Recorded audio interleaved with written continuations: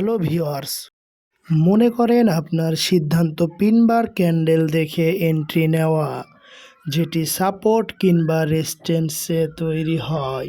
মনে করেন price আপট্রেন্ডে move করেছে, সেটি পুল ব্যাক করে সাপোর্ট লেভেলে আসে, সেখানে একটি পিন বার ক্যান্ডেল তৈরি হয়।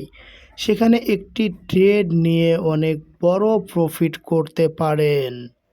দ্বিতীয় দিন আগের দিনের মতো সাপোর্ট লেভেলে পিনবার ক্যান্ডেল দেখে সেম এন্ট্রি নেন এবং বড় প্রফিট করেন। কিন্তু তৃতীয় দিন প্রথম এবং দ্বিতীয় দিনের মতো পিনবার ক্যান্ডেল তৈরি হয়, যেটি দেখে এন্ট্রি নেই। কিন্তু পিনবার ক্যান্ডেলের পরে বেয়ারিশ ক্যান্ডেল দেখে এন্ট্রি ক্লোজ করে দেয় এবং বিপরীত দিকে এন্ট্রি নেয়। কিন্তু এন্ট্রিটি ক্যান্ডেল ক্লোজের আগে নিয়ে বসে, সেটি পরবর্তীতে বিয়ারিশ থেকে বুলিশ ক্যান্ডেলে ক্লোজিং দেয়।